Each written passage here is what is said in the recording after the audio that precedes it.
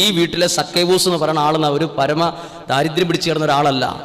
നല്ല അന്നത്തെ കാലത്ത് സമ്പന്നനായ ഒരു മനുഷ്യനാണ്, അറിയപ്പെടുന്ന ഒരാളാണ്. അദ്ദേഹമാണ് പോയത് ദൈവത്തെ വീട്ടിലേക്ക്. ഈശോ, ഈ സക്കേവൂസ് എന്ന കുടുംബനാഥൻ ഈശോയെ കൂട്ടിക്കൊണ്ടുവരുന്ന അന്നു വരെ സക്കേവൂസിന്റെ ഭാര്യ ഈശോ ആരാണെന്ന് കണ്ടിട്ടില്ലായിരുന്നു. ആരിലൂടെയാ കണ്ടത്? ഭർത്താവ് കൂട്ടിക്കൊണ്ട് വന്നപ്പോഴാണ് കണ്ടത്. മക്കൾ കണ്ടിട്ടില്ലായിരുന്നു. എങ്ങനെയാ കണ്ടത്? ഞങ്ങളുടെ പപ്പ ഇതാ ഈശോയെ കൂട്ടിക്കൊണ്ട് വീട്ടിൽ വന്നപ്പോഴാണ് ഇന്നു വരെ ഈശോയെ കണ്ടിട്ടില്ലാത്ത മക്കൾ ദൈവത്തെ കണ്ടത്.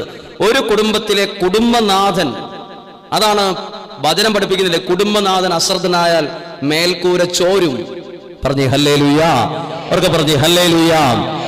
ശ്രദ്ധിച്ചു. അപ്പൊ നോക്കിയേ, ഒരു കുടുംബനാഥൻ ദൈവത്തെ കൂട്ടിക്കൊണ്ടു വന്നപ്പം സക്കേവൂസ് എന്ന കുടുംബനാഥനോട് ഈശോ പറഞ്ഞത്, നീയും നിന്റെ കുടുംബവും വീട്ടിലുള്ളവരെ മുഴുവൻ അവിടെ ഒരൊറ്റ കെട്ടാക്കി. ഒരമ്മ പ്രാർത്ഥിച്ചപ്പോൾ ഒരാള് രക്ഷപ്പെട്ടെങ്കിൽ ആ വീട്ടിലെ ഒരു കുടുംബത്തിലെ കുടുംബനാഥൻ ദൈവത്തെ അറിഞ്ഞപ്പം വീട് മുഴുവൻ അത്.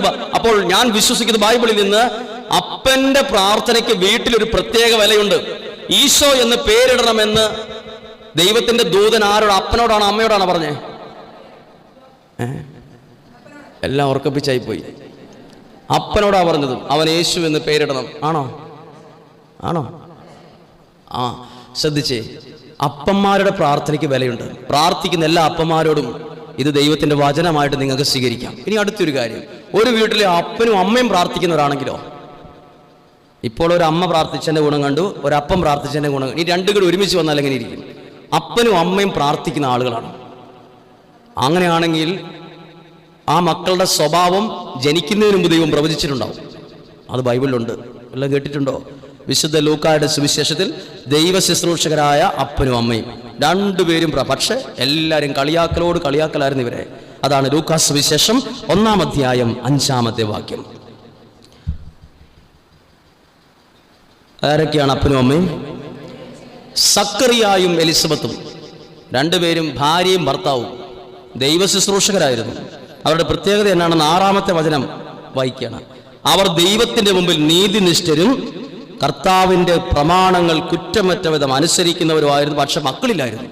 അവർ വലിയ പ്രാർത്ഥനക്കാരായിരുന്നു, പക്ഷെ മക്കളില്ലായിരുന്നു. ഒരു പക്ഷെ പ്രാർത്ഥിക്കുന്നവരെ നമ്മൾ പറയും, നിങ്ങൾ പ്രാർത്ഥിച്ചിട്ട് നിങ്ങളുടെ വീട്ടിൽ ഇത് പ്രശ്നം മാറുന്നില്ലല്ലോ.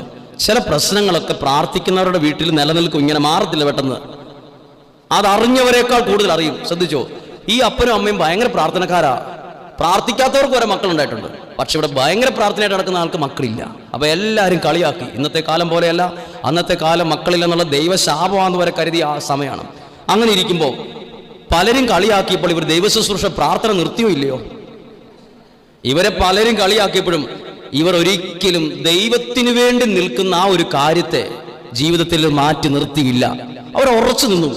അങ്ങനെ ഉറച്ചു നിന്ന സമയത്താണ് 8-ാമത്തെ വചനം തൊട്ട് വായിക്കുന്നത്. തൻ്റെ ഗണത്തിന് നിശ്ചയിക്കപ്പെട്ടിരിക്കുന്ന ക്രമമനുസരിച്ച് ദൈവസന്നദ്ധിയിൽ ശുശ്രൂഷ നടത്തി വരുവേ സക്കറിയായ്ക്ക് കുറിവീണു. സക്കറിയ പ്രാർത്ഥിച്ചുകൊണ്ടിരിക്കുമ്പോൾ 13-ാമത്തെ വചനം ഇങ്ങനെയാണ്. സക്കറിയോട് പറയാം, നിനക്കൊരു കൊച്ചു ജനിക്കും. ഇനി കാര്യം ശ്രദ്ധിക്കണം. പ്രാർത്ഥിക്കുന്ന അപ്പനും അമ്മയ്ക്കും മകനെ ദൈവം കൊടുക്കാൻ നേരത്ത് ഈ മകന്റെ സ്വഭാവം ജനിക്കുന്നതിന് മുമ്പ് ദൈവം പറഞ്ഞു കൊടുത്തു. അവൻ കള്ളുകൂടിയനായിരിക്കുകയായിരുന്നു. എപ്പോൾ പറഞ്ഞു കൊടുത്തു? ജനിക്കുന്നതിന് മുമ്പ്. അവൻ കള്ളു കുടിച്ച് വഴി കിടക്കുകയല്ല, അതിന് പറയായിരുന്നു. ജനിക്കുന്നതിന് മുമ്പ് ഓൾറെഡി പ്രവചിച്ചു കഴിഞ്ഞു. പ്രാർത്ഥിക്കുന്ന അപ്പനും അമ്മയ്ക്കും മക്കളുണ്ടെങ്കിൽ അവർ ദൈവീക സ്വഭാവത്തിൽ വളരുമെന്ന് ഇതാ ബൈബിളിൽ പഠിപ്പിക്കുന്നു. ജനിക്കുന്നതിന് മുമ്പ് പറഞ്ഞ വാക്ക് വായിക്കുകയാണ്. 1-ാം അധ്യായം 14-ാമത്തെ വാക്യം വായിക്കാമോ? ഇല്ല. ആരിലൂടെ? ആണ്ടെടുക്കുന്നു. നിനക്ക് ആനന്ദവും സന്തുഷ്ടിയും ഉണ്ടാകും. ആരിലൂടെ? നമുക്ക് നമ്മുടെ മക്കളിലൂടെ ഈ രണ്ട് സാധനം ഉണ്ടാവുന്നുണ്ടോ? ആനന്ദവും ഇല്ല, തലവേദനയും അതിനപ്പുറത്തെ വേദനയാണ്. നമുക്ക് പേടിയാ, എന്താവും, ഇതെവിടെ ചെന്ന് നിൽക്കുമെന്നൊരു പേടി നിങ്ങളുടെ ഉള്ളിൻ്റെ ഉള്ളിലില്ലേ? ഇതിങ്ങനെ പോയത് എവിടെ പോയി നിൽക്കുമെന്നൊരു പേടി. പുറത്തു പറഞ്ഞില്ലേലും ഉള്ളിൻ്റെ ഉള്ളിൽ ഒരു കൊളുത്താട്ട് കിടപ്പുണ്ട്. പക്ഷെ പ്രാർത്ഥിക്കുന്ന ഒരു അപ്പനും അമ്മയ്ക്കും മക്കളുണ്ടായിട്ടില്ല. ആ കൊച്ചിനെ അവർ കൈയെടുത്തിട്ടില്ല. ഉണ്ടാവുന്നതിന് മുമ്പ് പറയുവാ, അവൻ എത്ര വയസ്സായാലും അവനിലൂടെ നിങ്ങൾക്ക് ലഭിക്കുന്ന രണ്ട് കാര്യം ആനന്ദവും സന്തുഷ്ടിയും. ഹല്ലേലൂയ. രണ്ട് കാര്യം ഉറപ്പ്. അടുത്ത സ്വഭാവം, അനേകർ അവന്റെ ജനനത്തിൽ ആഹ്ലാദിക്കും. അടുത്തത് 15-ാമത്തെ വാക്യം, കർത്താവിൻ്റെ സന്നിധിയിൽ അവൻ വലിയവനായിരിക്കും. ജനിക്കുന്നതിന് മുമ്പ് ആർക്കാം കുഞ്ഞുങ്ങൾ? സക്കറിയായും എലിസബത്തിനും മകൻ ഉണ്ടാവുന്നതിന് മുമ്പ് ദൈവം പറഞ്ഞു കൊടുക്കുക, അവൻ ജനിച്ചു കഴിയുമ്പോൾ അവൻ വലിയവനായിരിക്കും. നാളെ ഒരു സമയത്ത് അവനിലൂടെ നിനക്ക് അഭിമാനം വരും, വലിയവനായിരിക്കും. പ്രാർത്ഥിക്കുന്ന അപ്പനും അമ്മയും അവിടെ ഉള്ളെങ്കിൽ നിങ്ങൾക്ക് 100% ഇപ്പോൾ പ്രശ്നങ്ങളോ പ്രതിസന്ധികളോ ഒക്കെ ഉണ്ടെങ്കിലും ഓർത്തോ, നിങ്ങളുടെ മക്കൾ നിങ്ങൾക്കൊരു അഭിമാനമായിരിക്കും. അബ്രാഹത്തോട് ദൈവം പറഞ്ഞെന്താ? ആകാശത്തിലെ നക്ഷത്രം എന്ന് കേൾക്കുമ്പോൾ നമ്മൾ എന്താ ചിന്തിക്കുന്നത്? അതിൻ്റെ എണ്ണത്തെക്കുറിച്ച് മാത്രമേ ഓർക്കുന്നുള്ളൂ. അതിന് വേറൊരു പ്രത്യേക ഗുണമുണ്ട്. എന്താ? അത് നന്നായിട്ട് തിളങ്ങുക. അത് മിന്നി തെളിങ്ങി നിൽക്കുന്ന ആകാശത്ത് നിൽക്കുന്ന നക്ഷത്രങ്ങളാണ്. അബ്രാഹത്തോട് ദൈവം പറഞ്ഞ വാക്ക്, നിനക്ക് മക്കളെ തരുമ്പോൾ നക്ഷത്രങ്ങളെ പോലെ അവർ പ്രകാശിക്കുന്നവരായിരിക്കും, അവൻ നിനക്ക് അഭിമാനമായിരിക്കും, സ്റ്റാറുകളായിരിക്കും, സ്റ്റാർ. അതാ പറഞ്ഞത്. പ്രാർത്ഥിക്കുന്ന അപ്പനും അമ്മയ്ക്കും അടുത്ത വാക്ക് സ്വഭാവമാണ്, ഭയങ്കര സ്വഭാവമാണ്. വീഞ്ഞോ ലഹരി പാനീയങ്ങളോ അവൻ കുടിക്കുപോലുമില്ല. എപ്പോഴാ പറഞ്ഞത്? ജനിക്കുന്നതിന് മുമ്പ്. ജനിക്കുന്നവൻ വീഞ്ഞോ ലഹരിയോ കള്ളോ കുടിച്ച് വഴി കിടക്കുന്നവനായിരിക്കില്ല. നേരത്തെ പറഞ്ഞു. പ്രാർത്ഥിക്കുന്ന അപ്പനും അമ്മയും ഇതിൽ കൂടുതൽ എന്താ? നമ്മൾ വിചാരിക്കും 10 ലക്ഷം രൂപ സാലറി കിട്ടുന്ന ഒരു ശമ്പളമാണ് ഏറ്റവും പ്രധാനപ്പെട്ടത്. സാലറി കിട്ടുന്ന ഒരു മകനുണ്ടെങ്കിൽ പറയും, സാലറി ഒന്നും വേണ്ടായിരുന്നു, ഇങ്ങനെ എന്തൊരു സ്വഭാവം ഇവൻ്റെത്. നമ്മൾ പണത്തെയും ആസ്തിയും ഇതൊക്കെ മാത്രമേ നോക്കത്തുള്ളൂ. ഇതാ ഒരു നല്ല സ്വഭാവം. പ്രാർത്ഥിക്കുന്ന ഒരപ്പനും അമ്മയ്ക്കും മക്കളെ ദൈവം കൊടുക്കുമ്പോൾ തലമുറകളെ അനുഗ്രഹിച്ചേ കൊടുക്കുള്ളൂ. പറഞ്ഞേ ഹല്ലേലൂയാ. അവർക്ക് പറഞ്ഞേ ഹല്ലേലൂയാ. 16-ാമത്തെ വാക്യം, ഇസ്രായേൽ മക്കളിൽ വളരെ പേരെ ദൈവമായ കർത്താവിങ്കിലേക്ക് അവൻ കൊണ്ടുവരും. അവൻ നമ്മുടെ പല മക്കളും എന്താ പ്രത്യേകത? നമ്മുടെ പല മക്കളുടെയും പള്ളിയിൽ പോകുന്ന ഒരുത്തിനെ എങ്ങനെ വലിച്ച് പുറത്തിറക്കി അവനെ പള്ളിയിൽ നിന്ന് പുറത്താക്കി മാറ്റി നിർത്താം. വീട്ടിൽ നിന്ന് അവൻ പള്ളിയിലോട്ടാന്ന് പറഞ്ഞു വരും, പക്ഷെ അവൻ പള്ളിയിൽ കയറാതെ പറയുന്നത്. അങ്ങനെ കുറെ കൂട്ടുകാരുണ്ട്, കുറെ കുട്ടികളുണ്ട്. അങ്ങനെ എങ്ങനെ? ദൈവത്തോട് അടുത്ത് നിൽക്കുന്നവരെ നാണമില്ല കളിയാക്കി അവരെ വഴിതിരിച്ചു വിടുന്നവരും. പക്ഷെ ഈ മകന്റെ സ്വഭാവം എന്താ? ദൈവത്തിൽ നിന്ന് അകന്നു നിൽക്കുന്നവരെ ദൈവത്തിങ്കലേക്ക് അവൻ കൂട്ടിക്കൊണ്ടുവരും. അത് പ്രാർത്ഥിക്കുന്ന ഒരു അപ്പനും അമ്മയ്ക്കും ഉണ്ടായ മകന്റെ സ്വഭാവം ജനിക്കുന്നതിന് മുമ്പ് ദൈവം പ്രവചിച്ചു കൊടുത്തിരിക്കുന്ന കാര്യമാ, അനുഗ്രഹിച്ചു കൊടുക്കുന്ന കാര്യമാ. പറഞ്ഞേ ഹല്ലേലൂയാ. മറ്റുള്ളവരുടെ കളിയാക്ക് കേട്ടും പരിഹാസം കേട്ടും ആരും പ്രാർത്ഥന നിർത്തരുത്. മറ്റുള്ളവരെന്തേലും പറഞ്ഞ് അന്നേരം വെട്ടിമടക്കി വെക്കുന്നവരാണ് നമ്മളെല്ലാവരും. പക്ഷെ മറ്റുള്ളവരുടെ കയ്യിലല്ല നമുക്കുള്ള അനുഗ്രഹം ദൈവം വച്ചിരിക്കുന്നത്, നമ്മുടെ പ്രാർത്ഥനയിലാണ്. ഹല്ലേലൂയാ. പ്രാർത്ഥിക്കുന്ന ഒരു അപ്പനും അമ്മയും.